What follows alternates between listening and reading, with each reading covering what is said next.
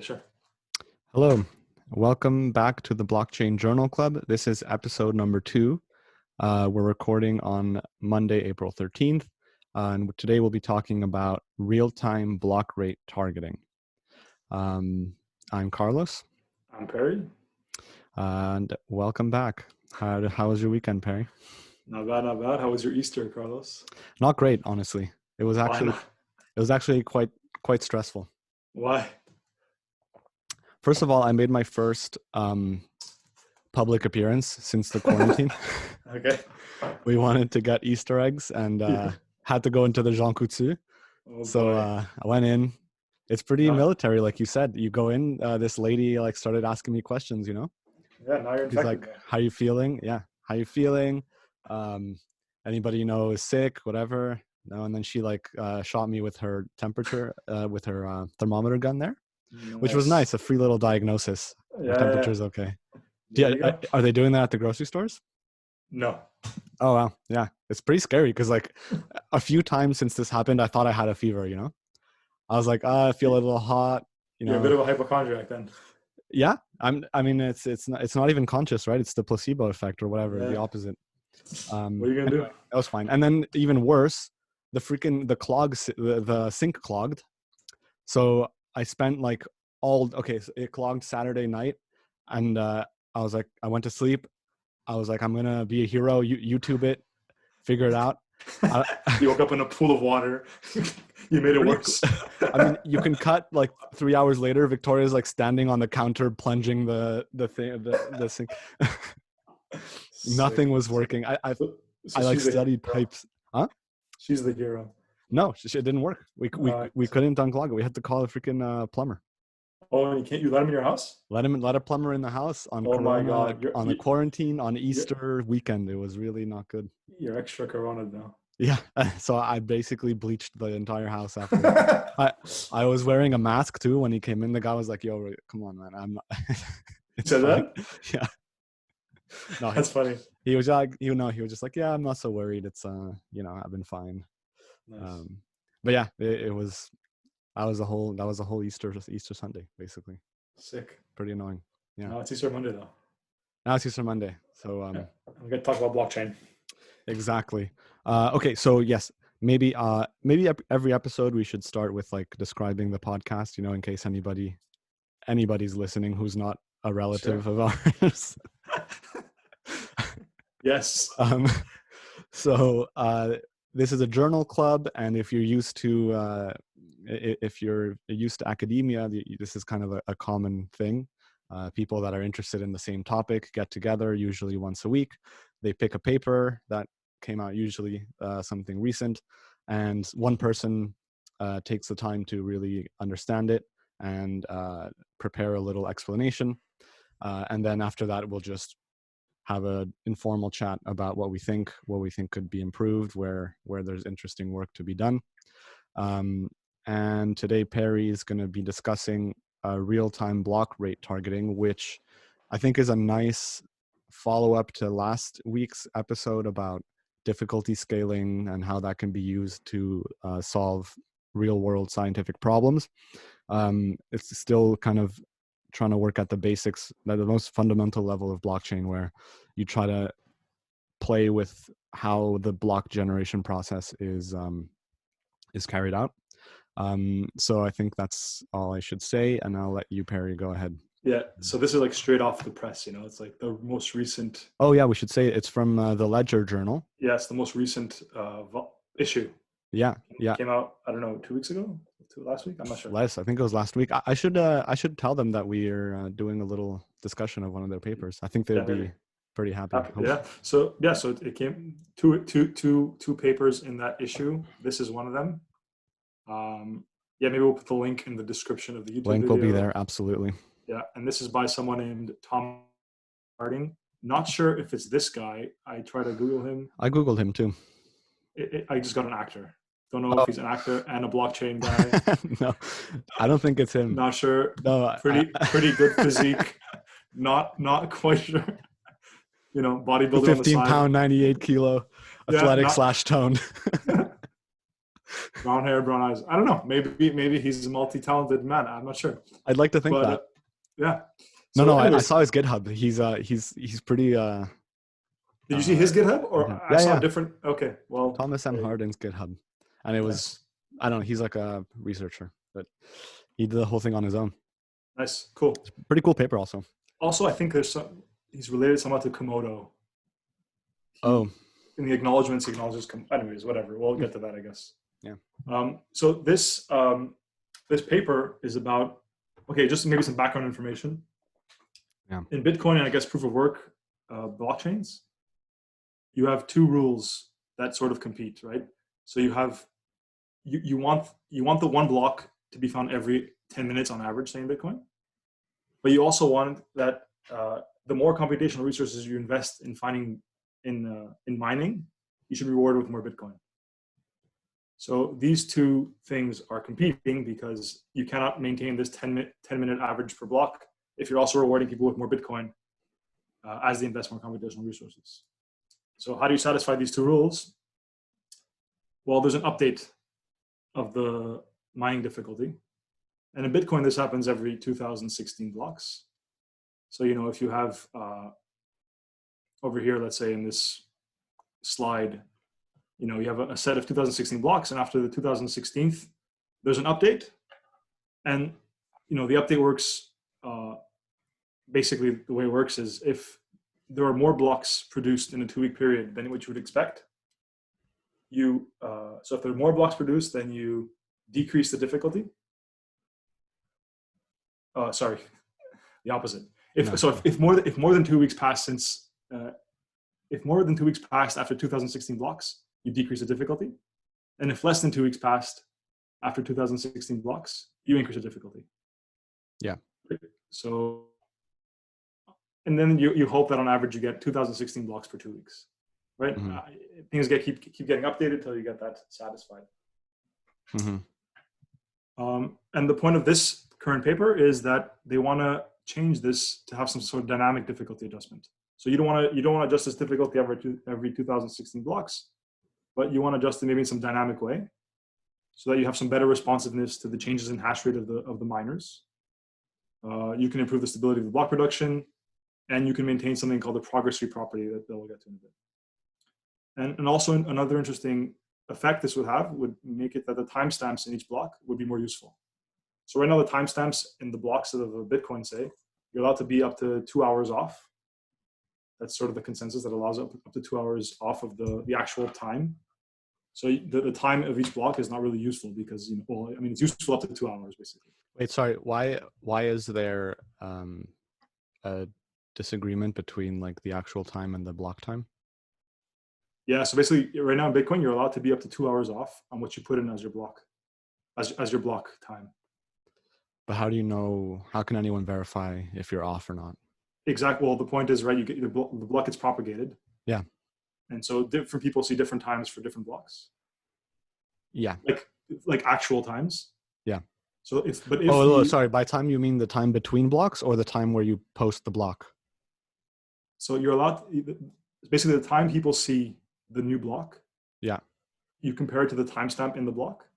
Oh, okay. And that could be off by about 2 hours, by up to 2 hours. Okay. Yeah. So blocks have a timestamp in them. Exactly. Yeah. Okay. I didn't know that. Yeah. So it's in the header.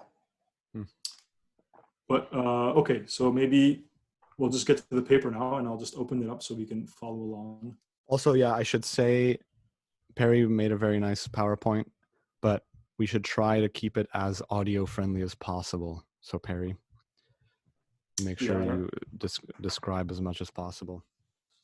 Yes, I will try my best.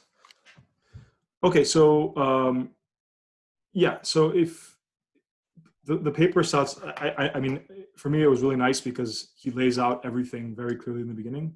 Mm-hmm. So he starts with the traditional, how does Bitcoin mining work? And the way it works, right, if you look at equation 1, for those of you that have the paper, you try to hash a block, the nth block. And if that hash is less than some target, then you're allowed to add it to the blockchain. And this target G of n that he calls gets updated every 2016 blocks according to equation 2. And it's basically just under the rules we just described, right? So if if the timestamp of the 2016 block minus the timestamp of the first block in the sequence of 2016, you divide that by the 2016 blocks times the 10 minutes per block. If that's bigger, well, your new target gets larger. And if it's smaller than the 2016 times the time between blocks, the 10 minutes, your new target gets smaller. So it's just a ratio between the observed time it took to mine 2016 blocks versus the desired time it took to mine. Yeah. Okay. So the new target is given by that ratio. Yeah. But basically, it's only updated, as you can see from equation 2, if the remainder of dividing n by 2016 is 0, so every 2016 blocks. Yeah. Otherwise, you get the same target for every other block. Okay. So and I should say these, so these SNs here, if you have the paper, are literally just the timestamps in the block, in the block headers. Okay.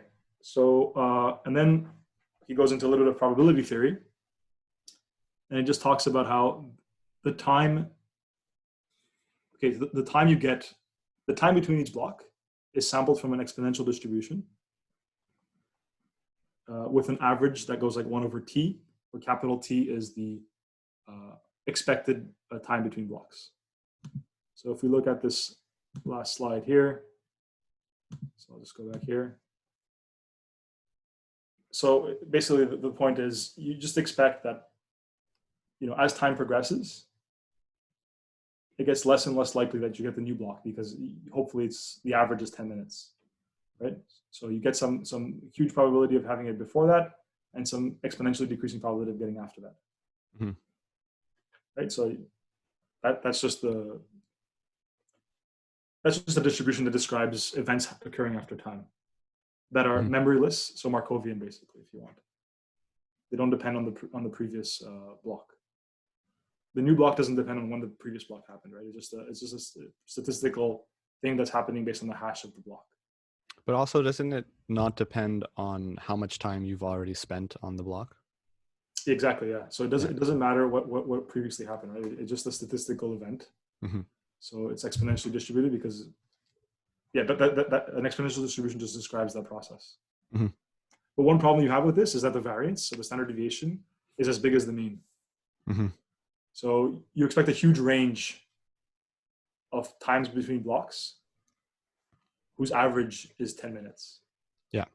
Right. So the timestamps that you have in these blocks are not really useful, or how to say, this 10 minutes per block is not actually enforced very strictly, right? It's like 10 minutes plus or minus 10 minutes. Maybe, sorry, if we back up for a second, like, is this an issue right now with Bitcoin? The issue being what? Like the fact that there's a huge variance between block production. So I think it doesn't affect, you broadcast the transaction. It might take 20 minutes to appear on the blockchain. Yeah. Instead of 10.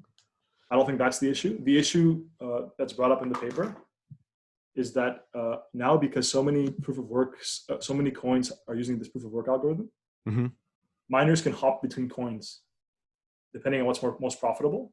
Yeah. And because it takes 2016 blocks to change the difficulty, you can completely destroy a coin, by mining so hard on that coin when the difficulty is low, that when the difficulty gets updated, it goes so large that if the miner that mined hard leaves, then the miners that were already there can't do anything, right? Yeah. They're stuck with a really hard blockchain for 2016 blocks. So miners that have huge amounts of hash rate can just like destroy coins by just hopping between coins, getting free coins, selling them, and then like leaving. And if you want, I think reference 5. So this reference here, this Medium article, they discuss like how people have gotten like 100 times the difficulty, and you have to wait 2 weeks before it goes back down after the miner leaves. Even with the threshold on the update ratio, right? Like you can only multiply the difficulty by 4 at most, or divide by 4 at most in Bitcoin, right? That's true for Bitcoin, and this is not an issue for Bitcoin because I guess that's the most miners. But for some smaller coins, I guess this is an issue. Okay. And actually, Bitcoin Cash also had an issue, which they discuss, in section 1.2. I thought Bitcoin Cash didn't have this issue. So Bitcoin Cash had an issue. If you, it's a crazy Wikipedia article actually. If you go to the Wikipedia page. Yeah. So here, I'll just open it up. Basically, Bitcoin Cash had a huge issue. Yeah, so this if you read this section of the Wikipedia article, the difficulty adjustment algorithm, they artificially decreased the difficulty by 20% at one point. Yeah, By because how, with a vote or just like someone? I guess people voted, and then like if the time difference between 6 successive blocks was greater than 12 hours. Oh, okay. They had some huge problem with the time between blocks, basically. Yeah. And now they just changed the algorithm, so it's a sliding window. It's not every 2016 blocks, but every 100. Okay. It's the last 144 blocks. Yeah, yeah. Exactly. Yeah. That changes the difficulty. So, okay, the author, they're talking about how this is maybe better than what Bitcoin has. Bitcoin Core. Oh, they're back to this guy now. But it's still not optimal. Yeah. Okay, and then in section 1.3, he distinguishes between the memoryless property and this progress freedom property that mining has. So memoryless just means that the time it takes you to mine the block doesn't depend on how much time you've already spent trying to mine the block. And it doesn't matter if you've hashed your block. Oh, sorry. I think you cut out for a second, Perry. Just you were saying about how the memoryless property means it's independent. The time it takes. So the time it takes you to mine the block at a given instant in time is independent of how long you've already been trying to mine the block. Because it's a coin toss, right? The probability of getting heads on the next one is independent of how many times you've tossed a coin. Exactly. But it's a coin toss over time, right? Yeah. And then progress freedom is another coin toss, but it's over the hashing, right? So it doesn't matter how many times you've hashed your block with the different knots. Your next block is independent. The time it takes you to, or the number of hashes it'll take you to find a hash lower than some target is independent of how many times you already hashed your block. Yep. But on average, you expect a specific time. Exactly. Given by this exponential distribution. Yeah. And what this author now wants to do is... Sorry, so this is at the level of what the next block is going to be on the network, not at the level of the individual miner, where like that miner's hash rate would be a factor in that, right? I think they're both related, right? Yeah, I guess you can look at the network hash rate or the miner's hash rate. Yeah, so the network hash rate is literally imagine one big miner that has all the hash rate of the network. Yeah. Okay, so now the point of this paper is to break this memoryless property without breaking this progress freedom property. And the way they break this memoryless property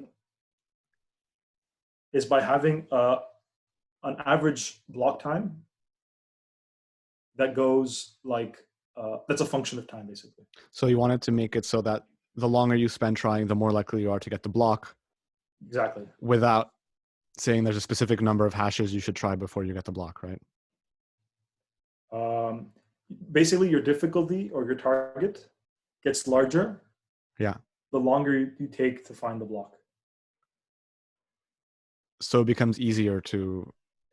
As time progresses, it becomes easier. So the way you break this memoryless property right now is, depending on how much time it's taking you to find your block, the next block is dependent on that time, right? Basically, right? Yeah. Because it gets easier as the time progresses. Okay. Yeah. Sorry. Go on. Yeah. So that's the basic idea of this paper. And the way they do it is they have this parameter lambda of t. That's just some exponential of time, right? So it goes like some parameter a times t time to k minus 1 for those listening, where k is just some free parameter that you can choose. And in figure 1, they've plotted lambda. So lambda increases as a function of time. And then, they've also plotted 1 minus f of t, where f of t is the cumulative distribution function. This just means the cumulative distribution function means, so f of t, capital F of t, just tells you how likely it is that you found the block at some time t. So it integrates over all the probability of your time t to 0 backwards, basically. And you see that this decreases exponentially as a function of time. Okay, and then they do some extra calculation, right? So where they choose k equal to 6, and they show that the probability of finding a block after a certain time is much more tightly bound than if you had an exponential distribution. Mm-hmm. So it's much more peaked, the distribution of this new dynamic difficulty adjustment protocol, around 600 seconds, which is 10 minutes for Bitcoin. As opposed to this exponential distribution in black, which you see is just super spread out. But it's still, this is just a generalization of the exponential, right? Yeah, exactly. So it's just yeah, I mean, I think there's a choice of parameters that brings you back to the exponential. No, it's different because now the average, this lambda of t, before lambda is constant. Now it's a function of time. Yeah, that's true. Right. So it is different basically. Okay. Your average of finding the block depends on the time that you're looking at. It's not independent of what you've done before. Yeah. So you're much more the distribution is much more peaked, and which they say is good because now the blocks happen more frequently around 10 minutes instead of spread out. It's not 10 minutes plus or minus 10 minutes. It's 10 minutes maybe plus 200 seconds. Right, and you can choose that and make it more peaked as you increase the value of k. Okay, and then they do some math and just eliminate one of the free parameters, right? This a. So this a is going to depend on what you want as your average time per block and this value of k you pick. So this is just some simple math just to close the loop on what depends on what. Okay, and now we get into the retargeting algorithm. So the way the retargeting algorithm is going to work is that, again, if you look at equation 11, it's going to depend on the previous retargeting Gn-1. Right? So the target of the previous set of 2016 blocks. But now for every block, right, you're going to get your target to mine that block is going to depend on time. And it's going to be this little g of t times the previous target times lambda of t divided by lambda. Sorry, g of t, not g of t times the previous target, it's g of n-1 times lambda t over lambda. Yeah, so the target to mine the next block just goes like, it's just given by equation 11. Oh, yeah, sure. G to the n-1 or g sub n-1 and lambda of t over lambda. Right, so you want to, if you look at this last equation here, which is not numbered, but the goal is to find a block now that the target depends on time. And there's an extra, okay, that's the first part, which they call sub-targeting. So that's how you retarget within the window of 2016 blocks. Now, there's also a different way in which they retarget this g to the n-1. And that is a bit tricky. It took me a long time to understand this, actually. But what they do is, for every block, they plug in the time it took them to find the block into the cumulative distribution and extract the time it would have taken them from this exponential distribution. Right? So they reverse engineer the time it would have taken them from the exponential distribution, given that it took them a certain time from their updated or their new distribution. And they call this time u sub n. And from that, the next block or the next target is given by equation 14, right?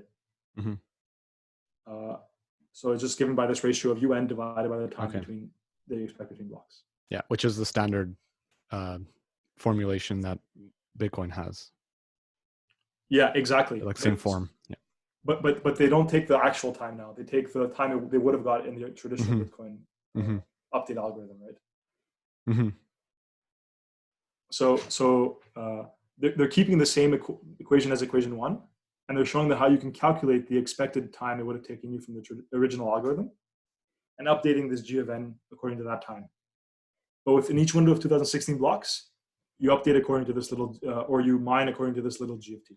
So you're still targeting after 2016 blocks regardless, as well as doing the sub-targeting between the intervals or within the intervals? Yes. Okay.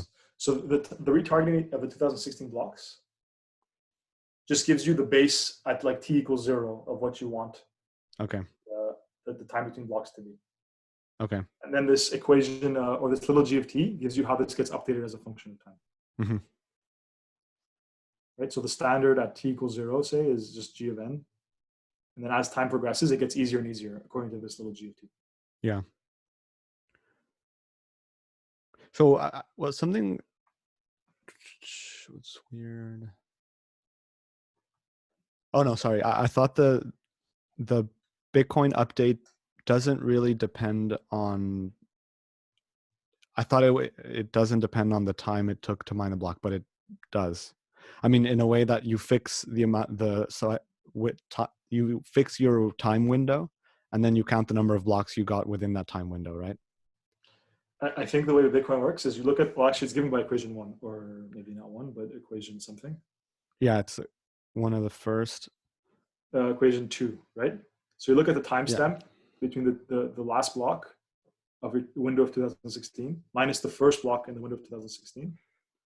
You compare that to what you expect for the time it takes to mine 2016 blocks. And then you update relative according to that ratio, basically. Yeah, sure. Okay, so it's still using the same information. Yeah, so this same stuff is in the new retargeting algorithm, but for each block, you get to sub-target, basically, to make it easier as time passes. So that basically you're pushed back to 10 minutes. If you pass the 10-minute mark, like if you pass the 10-minute mark, they make it extremely easy, so you get as close to 10 minutes as possible. And if you're before 10 minutes, they make it a bit harder, so you can't go under the 10-minute mark, basically. Yeah, and I think this is solving an issue that they already knew they had, right? Because I think the paper mentions that they used to have a smaller time update window. Like it used to be less than 2016 blocks now, and then they had like crazy variance, so they made it 2016 blocks. No, so the point is, I think the point they're trying to make there is that they can't update after every block. Yeah. Because if they updated it after every block, and not the average over 2016, your variance would be 10 minutes plus or minus 10 minutes. Yeah. But by averaging over the 2016 blocks, you reduce the variance by square root of n or something. Just because it's an ensemble average instead of the one-time average. Yeah. So you go from 100% variance to 2.2%. But now you can still update after every block with this little g of t and have the variance be reduced. Yeah. So people that are it stabilizes the hash rate also, because if people jump off, automatically the retargeting or the target changes according to how many people jumped off or jumped on. Yeah. You don't have to wait 2 weeks before changing the target. Yeah. Okay. Okay. Now they discuss in section 4. They discuss a potential attack, right? And this potential attack is, well, the valid chain on Bitcoin is the one that has the most work on it. So the longest chain. Well, it's defined as a chain that has the most work. Okay, so it's a factor of the difficulty then. Yeah, but the problem now is the difficulty depends, or the work that was put into the chain depends on the time it took to mine the chain. Yeah. The less time it took, the more work was put on the chain. So imagine you mine a block at some time t equals 10 seconds, and then I come along with my bigger computer and mine a block at t equals 9 seconds, and I add it to the same block that you like. I just fork the chain. Your block is completely thrown away after. Right. Yeah. Just because mine looks like it has more work on it. Yeah. Even though yours came before. Yeah. So the way that they propose fixing this attack is by not looking at the blockchain that has the most work at a block n, but looking at the block n minus 1. And then that block should be okay because it hasn't been forked yet. Right. So you look at block n minus 1, and then if 2 people add a block, you don't care which one has the most work on it. You wait for the one after. Yeah. Before the most work is decided as the criterion to decide what the valid blockchain is. This is a bit tricky because I think maybe it messes up the 51% attack, because maybe if you went back 2 blocks and forked, and just mine quicker by chance somehow, then you could fork it at maybe 2 blocks back, and then 3 blocks back. I don't know. This could mess up the 51% attack in my mind, at least. Wow, that's interesting. Not sure. Anyways, And then they talk about the tighter timestamp that this gives. And the point is now, if I mine a block and I'm off by 2 hours of the time I'm sending you the block, maybe you don't accept it anymore because my difficulty depended on what time I put in my block header. Yeah. So you want to accept the blocks. Blocks will be accepted more strictly based on the timestamp than they are today, just because the timestamp the difficulty they used will depend on the timestamp. Yeah. So it puts a tighter constraint on the timestamp. But I guess this is a social thing. So right now it's plus or minus 2 hours, but it might have to be reduced to 5 seconds, 5 minutes. I don't know. But then this gives you some opportunity to use Bitcoin maybe as a way of proving your whereabouts at a certain time or whatever. Yeah. If your transaction is within a 5-second window of the blockchain, sorry, if your blockchain is the timestamp of a block that your transaction is in is plus minus 5 seconds, then maybe you have some way of proving what you were doing in those 5 seconds. Yeah. Or what came before, what came after what, without a plus or minus 2 hour window. Very cool. Yeah, anyways, so that's the whole paper.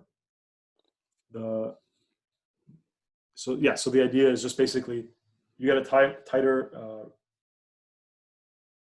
timestamp on each block if you would use this, and it would prevent people from hopping off the chain and hopping back on, and you doing these things that could really ruin certain blockchains.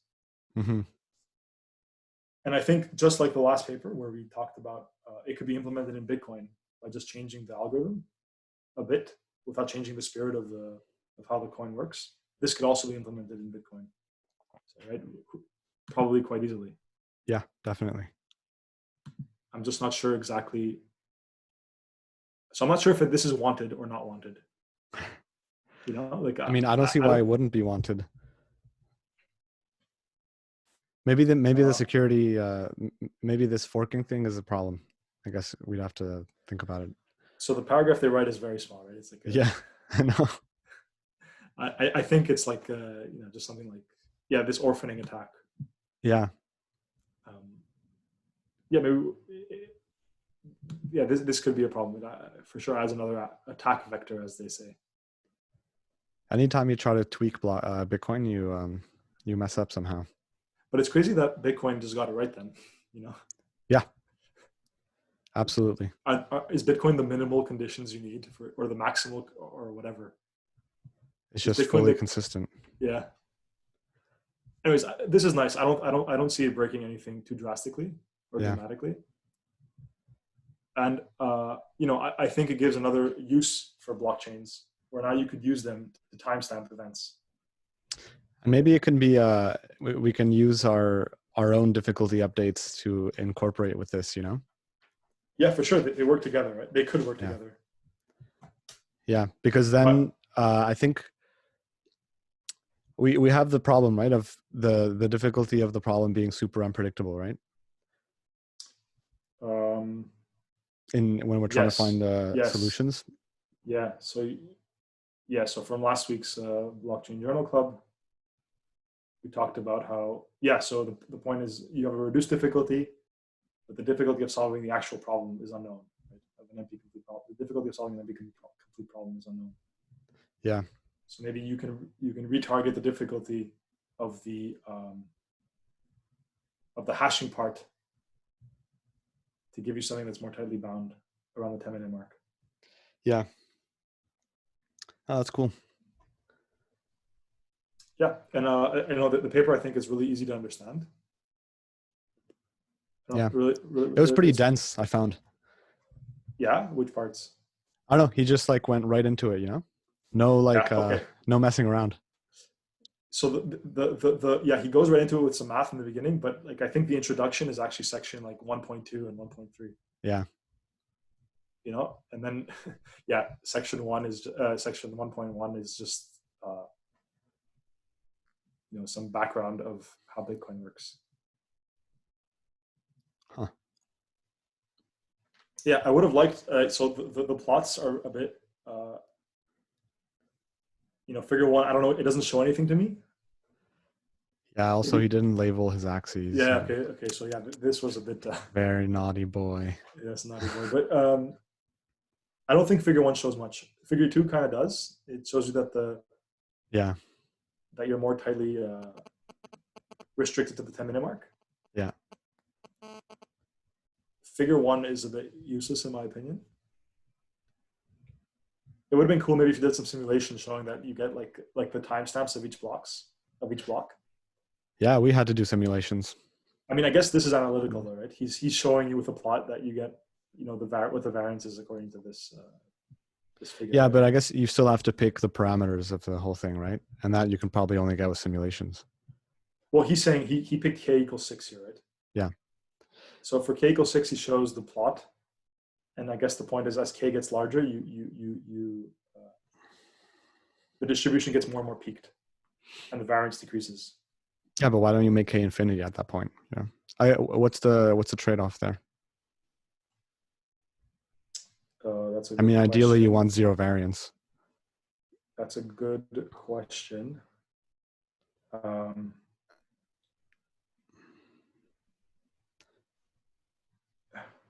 Wait, why do you want? I don't think you do want 0 variance, right? Why? Because then, I mean, maybe the update would just be too drastic if you did that. No. I'm just trying to think. Like, if it's extremely peaked, that means you always get a block at exactly 10 minutes. Yeah. But who finds the block? Maybe that is randomly distributed. I don't know. I see. So you're saying it's like impossible to find it. Well, I think then people would just set their times to that 10 minutes, right? What do you mean set their times?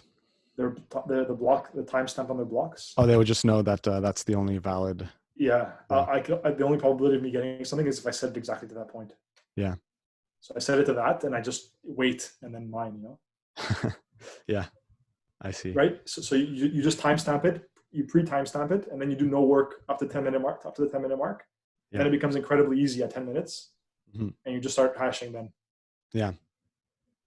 So I think you do want some variance, mm-hmm. But already this is weird because at before 200 seconds, he shows that it's 0 probability of you finding a block.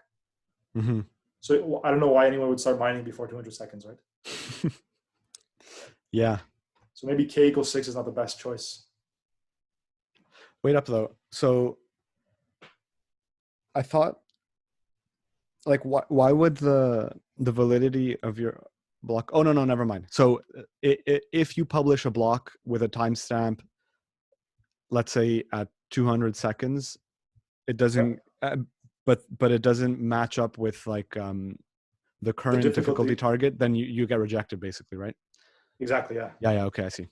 So in your block header, you have the difficulty target. Yeah. And a timestamp, and those two correspond to, like, there's an association between the two. Yeah. Right? But now it looks like if I put a timestamp of 200 seconds, mm-hmm. or better yet, if I have something below 200 seconds, the difficulty I have to use is like infinity, right? Mm-hmm. Yeah. So the target is 0. Like, I can never beat that. Yeah. So there's no point of me even hashing before 200 seconds. Yeah. Or maybe I would put 200 seconds as my timestamp, start hashing with that difficulty, but only broadcast the block at 200 seconds, say, mm-hmm. or at 400 seconds or whatever. Yeah. So maybe k equals 6 is not the best choice of because I think you'd want the tail to have some finite probability below, like, up to 0. It does, right? Sure, but this is like negligible, right? It's less than 0.05% or something. Yeah. Maybe that's useful. I don't know. Yeah, that's funny, eh? I mean, maybe his plot is just bad. I don't know. It looks like it was done on Word or something. No, because a common attack here, or not, maybe it's not an attack, but you just start hashing. Yeah. Your timestamp at 400 seconds, say. Yeah. And then when you get something that beats the target at 400 seconds, you wait and then just broadcast it at 400 seconds. Yeah. Yeah. So you've kind of increased your hash rate artificially. Yeah. I guess you can get screwed because if people start mining before. Well, like in that time, you can mine other coins. It's true. Yeah. It's just freeing up some time. Yeah. Maybe we can calculate. Like how much. Where do you put the timestamp that optimally gets you the most Bitcoin and other coins, because you can convert your hash. So let's attack his blockchain that doesn't exist. Yeah. Oh, imagine we write a paper that just attacks this one. That'd be sick, actually. Ledger Volume 6. Yeah, That could that'd be be fun. sick. That could be. I mean, it's a cool little project there, right? No, for sure.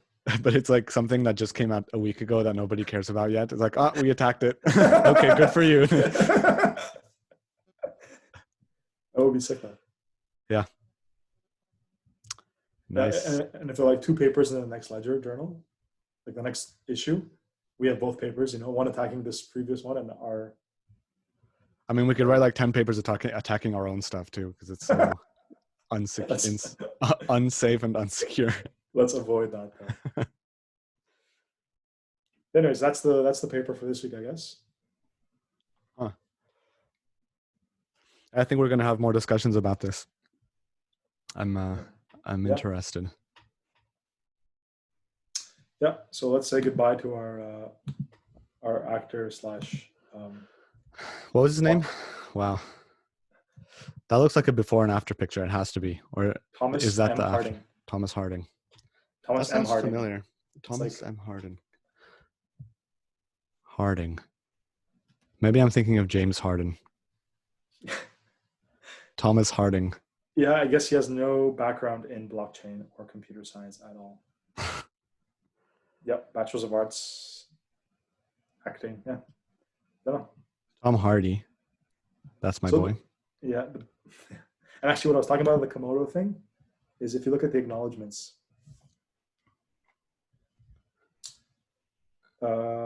this guy James Lee 777. Okay. Is thanked for his work on Komodo. Yeah. What's Komodo? It's this other blockchain.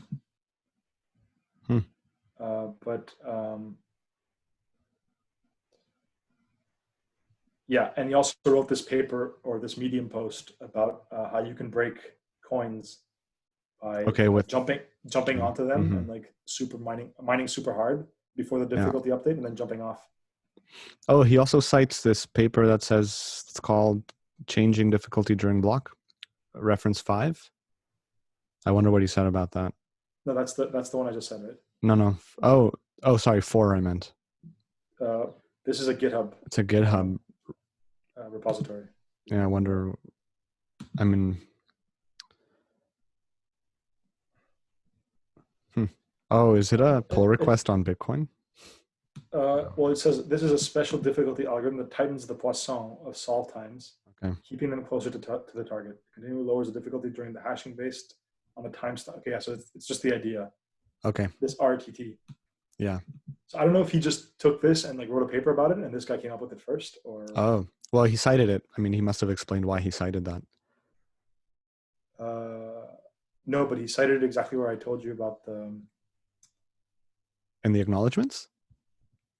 Not in the acknowledgements, but I lost the paper now. In the where he talks about how you can break blockchains by jumping onto them and mining super hard. Oh, but that's unrelated. Yeah, I know. But look, I'll show you. It's reference 4, right? Or 5? Yeah, reference 4. Yeah, here. Swings in the varied types of altcoin hash rates have been dramatic enough to end the existence of an altcoin, as its miners suddenly depart and blocks are produced so slowly that users lose patience altogether. 4 and 5. And if you go to 4 and 5. That's very weird. I feel like maybe this guy talks about it in the introduction, right? Of his. Why? Oh, because he's like. Change difficulty during the block sounds like a related work, not saying people like to make money by jumping across blockchains. I guess what I'm saying is maybe in this work, in the introduction somehow he talks about why this is an issue, right? Yeah, and but then he gives a solution though. Yeah, so I don't know why this is different.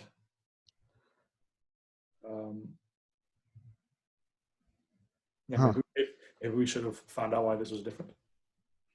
Yeah. I mean, it doesn't look very nicely explained, so maybe you're right that he just kind of turned it into a paper. Yeah. Yeah. Drawbacks. He wrote a list of drawbacks. Short summary: difficulty is calculated by normal algorithm. It is adjusted based on the timestamp the miner reports. The miner does not know his difficulty until he has selected a timestamp. Oh, it's slightly different actually, probably. The difficulty drops approximately linearly in time. Linearly as a timestamp gets further from the previous block's timestamp. See chart below. Okay, so this is just some different strategy for this sub-targeting, I guess. It's a weird way of citing that.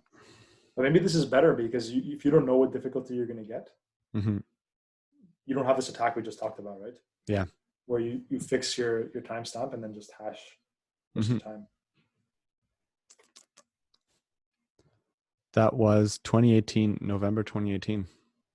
Yeah. 21 comments on the GitHub. But there are simulations issue. here, so maybe this is. Yeah, it's very sketchy how that was cited, right? Yeah, but maybe it's cited somewhere else. Oh yeah, I guess. You're keeping that tab. You're bookmarking the Thomas Harding tab. I love him. How do you search for now? Now you can't search for the reference though. It's not a very good referencing format. It's just the number 4, so you can search the number 4. But I can go up and search it. I mean, I don't know. Oh well. Yeah, that's it. I guess next week. Well, next week we might have a guest, eh? That's true. Maybe. No spoilers on who it's going to be, but it's going to be huge. You're all going to know him. If he doesn't flake out. Yeah. Yeah, I mean, we should talk about what we should discuss next. Maybe if anyone is listening, feel free to send an email to suggest any paper that you'd like to have discussed. What should be the email? info@ozeki.io, right? It's in the description. There you go. Call for papers. No, but you saw that tweet I sent you that Vitalik made recently? Yeah. He just has this is what I think is the future for the next decade. So maybe we can find some papers related to that and discuss it. Yeah, I'm down. Always following the Vitalik's lead. He's like, ZK snarks are so 2010. Yes. That decade was so full of ZK snarks. We're moving so far past that now. Yeah, it's pretty crazy though, right? Because it's not at all mainstream. Yeah, but let me stop my window sharing and you show the tweet. I should show the tweet. Okay. You have it? Yeah, I sent it to you, and since I have Signal on desktop, I can just click on it. Which I don't. Which you refuse to do. Okay, yeah, maybe we can read Vitalik's tweet here. Okay, so I'm going to share my screen. Brave browser. Maybe this tweet can lead our future discussions. Okay, so Vitalik, are you seeing my screen? I see your screen, yeah. Vitalik, the creator of Ethereum, someone who we pitched a project to while he texted or played CryptoKitties. That was a bit embarrassing. Whatever, yeah. So he has a prediction about the future of blockchain. He says the megatrend in cryptography of the 2010. Oh, cryptography. Okay, so maybe he's not talking about blockchain. The megatrend of cryptography in the 2010s was elliptic curves, pairings, and general purpose ZKP, so zero knowledge proofs, and snarks, succinct, non-something. What's the rest of the snark? I know the first one is succinct. Succinct. I don't know. Anyway, it means it's just a type of zero knowledge proof. So that was for 2010s. The mega trend of the 2020s will be, in addition to broad adoption of the above. So the previous things he mentioned have not been adopted broadly yet, but they're no longer a mega trend. Lattices. Elliptic curves are, I don't know. I mean, they're very old. Yeah. I don't know if that was really a trend. And broadly adopted. Anyways, yeah, go ahead. Even zero knowledge proofs, right? And yeah. I don't know if he means. But they're not. Zero knowledge proofs are not adopted yet broadly. No, but I think they've existed for a long time. In cryptography, at least. I don't. In blockchain, definitely not. Okay, so his tweet, I think, is a little bit confused. But general purpose ZKPs maybe is something. Yeah, so that would be really nice. Maybe they were very specific before. Yeah, who knows? Yeah. And that's something we should work on, honestly. Yeah. But okay, so the mega trend for 2020s will be, in addition to the broad adoption of the above, lattices, LWE, don't know what that is, multilinear maps. I think that's a very old math thing, right? Homomorphic encryption, also a very old cryptography thing. MPC and obfuscation. Okay. What's funny is these comments, right? How does Chainlink fit into this, Vitalik? Like, describe the thing I'm interested in. Also, you got this in normal human words. And you forgot isogenies. Like, oh, okay. Antonio Sanso Oh, verified. look, a Greek man. This Georgios is the most savage footnote I Konstantinopoulos. have ever read in a paper. Unrelated. Oh, it's a different tweet though. Okay. But I do want to know what that savage footnote is. Okay. So his footnote that he says is savage is Uniswap was created with a $100,000 grant from the Ethereum Foundation, whereas 0x and Bancor raised 24 million and 153 million in initial coin offerings. So those are, I think, decentralized exchange protocols, right? I think 0x is like some tools to build some decentralized exchanges, right? Yeah. Yeah. And then, but Bancor, I think, is supposed to be a decentralized exchange. Really? Okay, so I've been out here using BISC. No, but I don't know if Bancor works. Like, okay. I don't know if it's launched or anything. I have no idea actually. But they raised 24 million and 153 million in ICOs. So Uniswap Bancor raised 153 million. Yeah, it's crazy. Uniswap currently has roughly 5 to 10 times the liquidity of 0x and Bancor combined, and both 0x and Bancor now route orders to Uniswap. Okay, yeah, and that's pretty savage, I guess. That's not the most savage thing, though. No. I mean, in a paper, so I don't know where this comes from. Okay, it comes from a paper on the archive. Maybe we can talk about it next week. How about that? It looks like it's from 2013. Oh, wait, no, that's just the code. 2020. Okay. Improved price oracles. I don't see your. Oh, you don't see this? I see your like outline for our podcast. Oh, weird. Maybe I shared the wrong window. This is we're going down an interesting rabbit hole here, so I'm going to share my screen again. Okay, you should see it now. Yeah. So the paper with the most savage footnote ever is called "Improved Price Oracles, Constant Function Market Makers." This sounds like finance a bit. You think? We can try it for sure. A price oracle. I mean, price oracle sounds like it's just blockchain, like governance stuff, no? Sure. You have a lot of tabs open there, I see. Do I? That's why I didn't want to show you my screen. Hey, this looks intense. Yeah. And very, wow. Yeah, we can try this. I don't know how. Wow. We'll find something. We will find something and we'll have our guest explain it to us. Yeah, okay. Wow, this is a huge paper. Oh my God. It just goes on. And then for us. And then a savage footnote. Oh, I don't see where the footnote is. The footnote is probably on the page, right? Yeah, you're right. You're right. You're right. There's no footnote section. That's absurd. Okay. Oh, Lagrangian. Okay, so they're doing some optimizations here. Okay.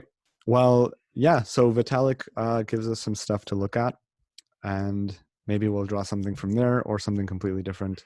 We'll see next Wednesday, which is our official release date. Wednesday at midnight. Yeah. Okay. So I guess we'll see you guys then. Yep. All good. Thanks for presenting, Perry. That was a very interesting paper. Thanks for listening. Okay. Ciao. Bye. Did your Audible work?